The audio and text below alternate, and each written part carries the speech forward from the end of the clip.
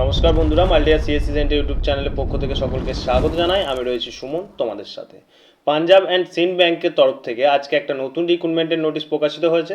তো আজকের ভিডিওর মাধ্যমে আলোচনা করে দেবো যে এই পাঞ্জাব অ্যান্ড সিন্ধ ব্যাংকের যে রিক্রুটমেন্ট নোটিশ প্রকাশিত হয়েছে, এখানে কারা কারা আবেদন করতে পারবে, আবেদন করার জন্য বয়স কত চাওয়া হয়েছে, পেমেন্ট কত চাওয়া হয়েছে এবং কিভাবে আবেদন করতে হবে। তো ভিডিওটা শেষ পর্যন্ত প্রথম থেকে ভালোভাবে দেখো এবং যে সমস্ত ভাই বোনরা আমাদের চ্যানেলে নতুন তার সমস্ত চাকরির খবরের আপডেট সবার আগে পাওয়ার জন্য আমাদের চ্যানেলের সাথে অবশ্যই যুক্ত হয়ে যাও। তো অনস্ক্রিন দেখতে পাচ্ছ আমি রয়েছি পাঞ্জাব অ্যান্ড সিন্ধ ব্যাংকের অফিসিয়াল নোটিফিকেশনে, যেখানে তোমাদের রিক্রুটমেন্ট সংক্রান্ত সমস্ত তথ্য এখানে দেওয়া হয়েছে। এখানে তোমাদের প্রথমেই বলা হয়েছে Punjab and Sind bank invited application for India citizen. নিচে দেখো তোমাদের ইম্পর্টেন্ট ডেটগুলো দেওয়া হয়েছে। এখানে তোমাদের important date, online application start হয়েছে 31/3/2026, অর্থাৎ মার্চ মাসের 31 তারিখ থেকে কিন্তু তোমাদের ফর্ম ফিল আপ শুরু হয়ে গেছে এবং ফর্ম ফিল আপ করতে পারবে তোমরা 20/4, অর্থাৎ এপ্রিল মাসের 20 তারিখ পর্যন্ত কিন্তু তোমরা এই পোস্টের জন্য আবেদন করতে পারবে। নেক্সট পোস্টে তোমাদের কি বলা হয়েছে, details of state wise vacancy. এখানে তোমাদের টোটাল স্টেট অনুযায়ী ভ্যাকেন্সিগুলো উল্লেখ করে দেওয়া হয়েছে। টোটাল পোস্ট অনুযায়ী তোমাদের প্রত্যেকটা স্টেট অনুযায়ী কতগুলো পোস্ট রয়েছে, অবশ্যই তোমরা এই ইনস্ট্রাকশনটা ডাউনলোড করে অবশ্যই তোমরা চেক করে নেবে যে কোন পোস্টের জন্য কত ভ্যাকেন্সি রয়েছে এবং কোন স্টেটের জন্য কত ভ্যাকেন্সি রয়েছে।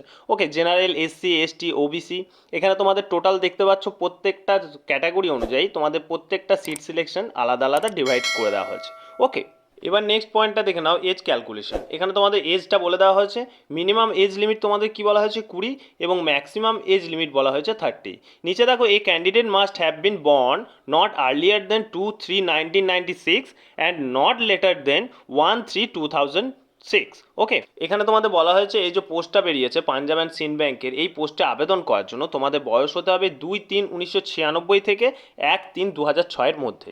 ওকে, এবার নেক্সট দেখে নাও ক্যাটাগরি। এখানে তোমাদের এজ রিল্যাক্সেশনও দেওয়া হয়েছে। এখানে এসসি এসটিদের জন্য 5 বছরের বয়সের ছাড় দেওয়া হয়েছে, ওবিসি ক্যাটাগরিদের জন্য 3 বছরের বয়সের ছাড় দেওয়া হয়েছে। এবার দেখে নাও, এই যে পাঞ্জাব অ্যান্ড সিন্ধ ব্যাংকের রিক্রুটমেন্ট নোটিশ প্রকাশিত হয়েছে, তো এই পোস্টের গ্রেডটা কি এখানে তোমাদের বলা হয়েছে অফিসার ইন জেএমজিএস। ওকে, এই পোস্টে আবেদন করার জন্য তোমাদের এডুকেশন কোয়ালিফিকেশন কী চাওয়া হয়েছে।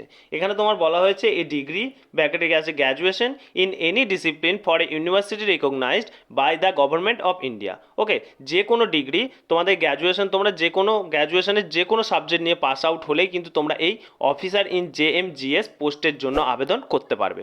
এরপর নেক্সট পয়েন্ট দেখো, সিলেকশন প্রসেস। এখানে তোমাদের সিলেকশন প্রসেসটা উল্লেখ করে দেওয়া হয়েছে। রিটেন টেস্ট থেকে শুরু করে ফাইনাল সিলেকশন পর্যন্ত দেওয়া হয়েছে।